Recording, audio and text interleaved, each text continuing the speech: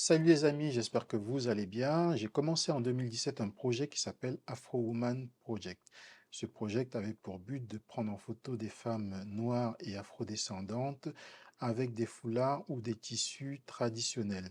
J'ai fait jusqu'à aujourd'hui 200 portraits de femmes dans ce projet et il y a 1 an et demi, j'ai décidé de faire des petites interviews à la suite du shooting. Donc j'ai commencé avec déjà 2 personnes que j'ai postées déjà sur cette chaîne, mais sans forcément annoncer ce qu'était le projet. Donc aujourd'hui, j'ai décidé de pérenniser cette petite interview que je fais à la suite du shooting.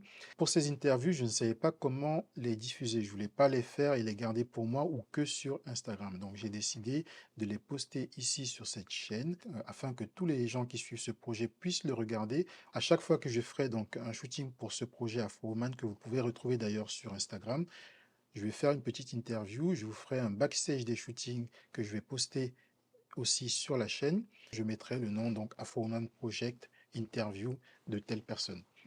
Donc, j'espère que ça va vous plaire. N'hésitez pas à me dire en commentaire ce que vous en avez pensé et à partager la vidéo au plus grand nombre. Je vous dis à plus. C'est parti.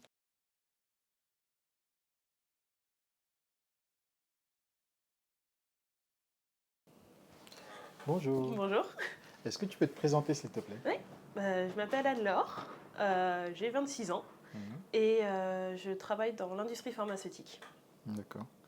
Et tu es sur Lyon depuis longtemps? Je suis sur Lyon depuis maintenant 4 ans et demi, quelque chose D'accord. comme ça. Et t'es arrivé d'où avant? Je suis niçoise, Mhm.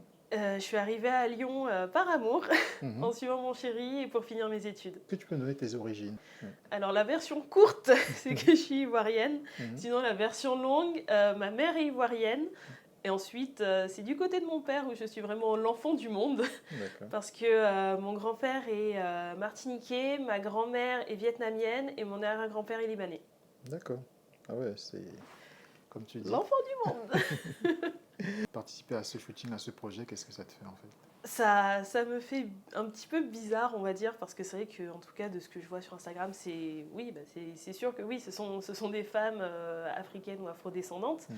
Et c'est vrai que moi, pour le coup, vu que ma mère est arrivée en France avant ma naissance, Mhm. j'ai pas les attaches forcément en fait que d'autres peuvent avoir avec l'Afrique, parce que Mhm. pour le coup, par exemple en Côte d'Ivoire, j'y suis allée que 2 fois dans ma vie, Mhm. toujours uniquement pour Noël, donc en tout j'ai vécu 2 semaines en Côte d'Ivoire, donc c'est vrai que ça me fait un petit peu bizarre parce que j'ai plus l'habitude d'être du côté on va dire blanc que du Mhm. côté noir. D'accord.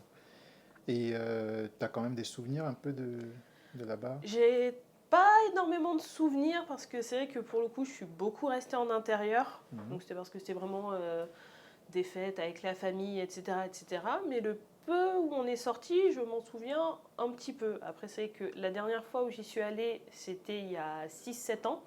Donc c'est vrai que ça commence à remonter un peu, mais c'est vrai que je me souviens surtout d'un jour en fait où je voulais avoir des tresses. Mhm. On a fait venir du coup des coiffeuses Mhm. et j'avais 11 paquets de mèches sur la tête. Donc ça, D'accord. je m'en souviens extrêmement bien. J'imagine bien. Du coup, t'avais quel âge quand tu y allais? La dernière fois que j'y suis allée, j'avais 18 ans. 18 ans. D'accord. Et comment dire, t'aimerais y retourner? Qu'est-ce que... J'aimerais beaucoup y retourner. Mhm. Pour le coup, juste pour me dire, bah oui, bah, je connais la partie, on va dire, française de ma culture, de mon pays. Mhm. Mais c'est vrai que je connais pas forcément le côté ivoirien, D'accord. parce qu'on m'en a pas parlé. Enfin, en tout cas, je connais des plats, ça Mhm. c'est sûr. Mhm. Mais à part ça, je connais pas forcément l'histoire du pays ou quoi que ce soit. Et j'aimerais quand même me documenter, mais autrement que juste par les médias ou par les livres, quoi. Que ce soit D'accord. vraiment par moi-même. D'accord. Pourquoi? Parce que qu'est-ce que tu as comme idée, comment dire, par rapport à, comme tu dis, par rapport aux médias, qu'est-ce que tu aimerais découvrir? Qu'est-ce que tu as comme idée, en fait, Bah, de la le, Côte le d'Ivoire souci que aujourd'hui? j'ai, c'est que vu que j'ai toujours vécu en France, Mhm. dans des villes bien françaises, dans des communautés bien françaises, parce qu'il faut savoir que j'ai pas eu d'amis noirs Mhm. ou même africaines avant 2020. D'accord. Donc c'est vrai que moi j'ai vraiment ce côté, non mais tout est blanc, on est en France, voilà comment ça se passe. Et généralement, l'Afrique, on ne sait pas trop comment ça se passe. D'accord. La politique, c'est compliqué. La culture, on ne sait pas trop quoi que ce soit. Donc, vraiment, mon niveau est du niveau vraiment CP. D'accord. Donc, j'aimerais vraiment en apprendre plus par rapport à ça. Et du coup, comme tu dis que tu as eu t'as eu des amis noirs à partir de 2020, c'est ça Oui. tu dis? Et du coup, qu'est-ce que tu as pu découvrir ou appris ou...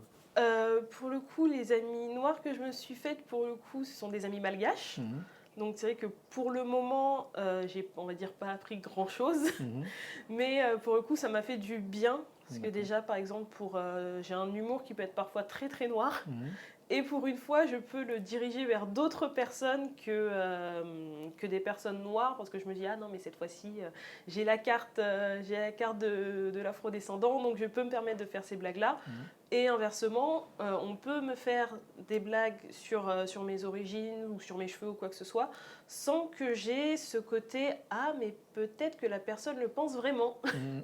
Et donc cette fois-ci, c'est vraiment juste, il y a plus de détente, on va dire, dans d'accord. tous les cas. Et puis même une connaissance, Mhm, par exemple, sur mes cheveux. C'est vrai que j'ai des cheveux très denses mhm, et j'ai les cheveux crépus. Et souvent, mes copines, c'était « Ah, mais t'es jolie avec les cheveux lisses, pourquoi tu les défrises pas ?» ou quoi que ce soit. Donc j'avais vraiment ce côté, va plus vers le côté occidentalisé, mhm, beaucoup moins vers le côté africain. d'accord. Donc moi, ça me permet de profiter des deux côtés. Et du coup, par rapport justement à ce truc des cheveux, ça Mhm. t'a permis de découvrir, bah, du coup, par rapport à l'entretien, par exemple, des cheveux. Oui. Qu'est-ce que tu faisais avant, qu'aujourd'hui tu as changé parce que bah, du coup tu as rencontré des personnes bah, noires qui, entre guillemets, bah, peut-être ont des choses que Mhm. peut-être toi tu ne savais pas par rapport aux cheveux. J'ai jamais vraiment su m'occuper de mes cheveux en fait parce que ma mère se défrise les siens. Mhm, Donc je me suis dit pendant un très long moment, je me suis dit bon bah faudrait que je me les défrise aussi au final mhm, pour que ça soit plus simple d'entretien parce que même elle, quand elle me coiffait quand j'étais petite, je pleurais parce que j'avais des nœuds, que c'était compliqué, on n'avait pas forcément les bons produits. mhm, Pour ceux qui le savent, le pink, on connaît tous. mhm, Ça sent, c'est fort, j'en peux plus de cette odeur. mhm, Et justement, bah, le fait d'avoir rencontré des amis qui même pouvaient faire des shootings photos avec des marques justement qui sont prévues pour les cheveux crépus ou du moins les cheveux texturisés, mhm, ça m'a permis de découvrir des produits. mhm, Et en plus de ça, cette fois-ci, d'avoir vraiment ma mère qui me dise « Ah, t'as des beaux cheveux, mhm, cette fois-ci, tu as des amis qui savent s'en occuper, mhm. demande-leur des conseils. » D'accord, Donc c'est pour ça que maintenant, depuis 2021, je me laisse pousser les cheveux. d'accord. C'est très long, ça prend beaucoup de temps. Mhm, Je suis entre deux longueurs, c'est-à-dire que c'est trop court pour juste me réveiller et partir faire ma vie, mais mhm, c'est pas assez long pour que je puisse juste les attacher et partir faire ma vie. d'accord. Mais, et du coup, quand on s'est rencontrés, tu avais les cheveux courts. C'est ça, ouais, Et j'avais les du cheveux coup, courts. pourquoi ces cheveux courts? Parce que... C'est parce que c'est plus facile d'entretien et D'accord. parce que quand j'avais 18 ans, j'en avais marre de mes cheveux, c'est-à-dire que je les avais défrisés une fois Mhm, et je m'étais dit bah, pourquoi ça fait pas comme ma mère? Pourquoi moi mes cheveux sont pas raides mais c'est mhm, juste j'ai trois boucles qui traînent, deux mèches devant qui sont lisses. mhm, J'avais une texture très hasardeuse et je me suis d'accord. dit bon tant qu'à faire, on va tenter la coupe courte, ça a Mhm, l'air d'être sympa. Je l'ai gardé pendant 5 ans. Je me suis laissé à nouveau pousser les cheveux. J'ai d'accord. recoupé parce que Mhm, j'en avais marre. mhm, Donc c'est vrai que j'aimais bien aussi avoir les cheveux courts, mais je me suis dit, bon, bah, cette fois-ci, si je les laisse longs, j'y vais à fond et je tente de m'en de occuper. t'en occuper. D'accord. Et du coup, maintenant, tu t'en occupes bien.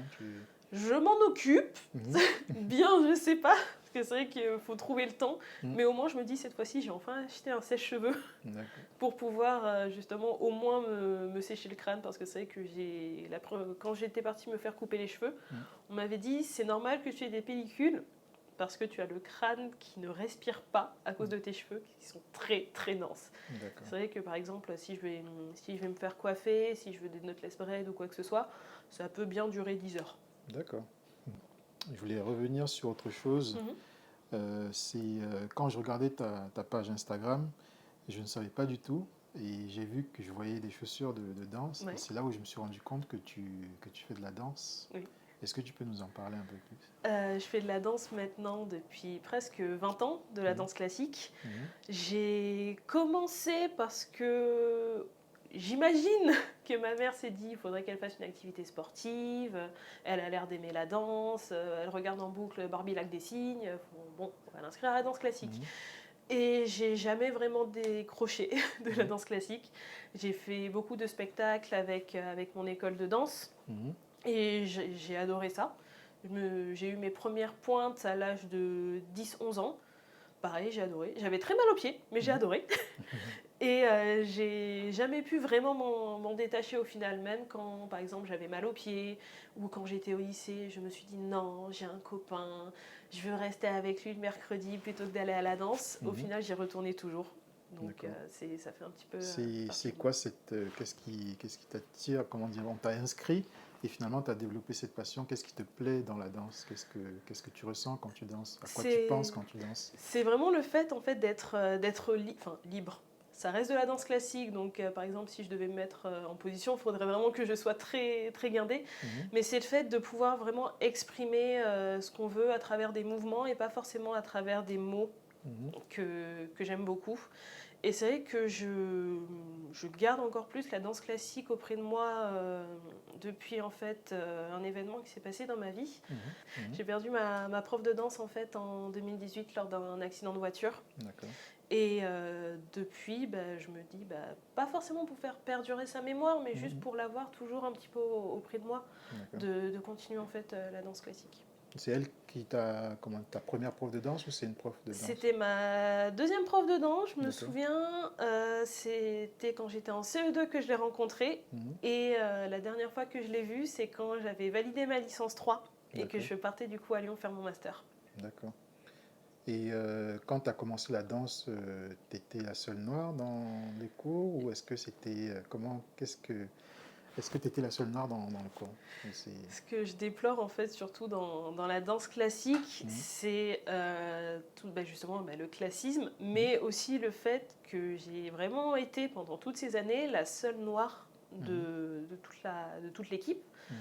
J'ai vu une autre métisse avec moi. Et c'est Mhm. vrai qu'on ne se parlait pas beaucoup parce que moi j'avais déjà 23 ans, elle en avait 18, donc on D'accord. n'avait pas forcément les mêmes centres d'intérêt ou même le temps de parler. Mhm. Mais c'est vrai que j'ai quasiment pas vu de noirs dans la danse classique. D'accord. Généralement, on les voyait plus, par exemple, pour tout ce qui était jazz, hip-hop, raga, etc., etc. Mais c'est vrai que le classique, il y a toujours cette idée de ah, mais c'est gardé, c'est pour les blondes blanches aux yeux bleus. Mhm. Moi, je vais pas aller là-dedans, même si ça a l'air de me plaire. Mhm. Donc, je pense qu'il y a une appréhension par rapport à ça. Et moi, vu que j'ai jamais eu, vu que j'ai commencé à 5 ans, Mhm. T'as pas eu voilà, aussi. j'ai pas eu cette peur. D'accord. Et t'as pas, comment dire, t'as pas eu des autres ne te voyaient pas différemment quand tu faisais la danse ou au fur et à mesure que tu grandissais ou ça c'est toujours, t'as toujours eu. J'ai eu aucun souci justement par rapport à ma couleur de peau pendant toutes les années où j'ai fait de la danse. Mhm. Là où c'était un peu compliqué, c'est pas vraiment le cas, mais c'était pour mes cheveux, parce que Mhm. pour le coup, il fallait les mettre en chignon, c'était le chignon banane. D'accord. Généralement, j'allais directement chez le coiffeur pour Mhm. avoir mon super chignon, donc du coup, tout le monde était jaloux en me disant oh, tes cheveux sont trop beaux comme ça, moi ils sont pas bien faits comme ça, on me les a fait, c'était pas fou et tout ça. Oui, mais moi j'ai payé 50 €, c'était très cher alors que ça va durer une journée. Mhm. Mais c'est vrai que là où j'ai eu le plus de soucis à la danse, c'était éventuellement pour s'il fallait me trouver des collants chers D'accord. ou même des demi-pointes couleur chair. Pour le coup, ça, j'en avais pas. Mhm. Donc, généralement, c'était le chausson, ma petite main et beaucoup de fond de teint.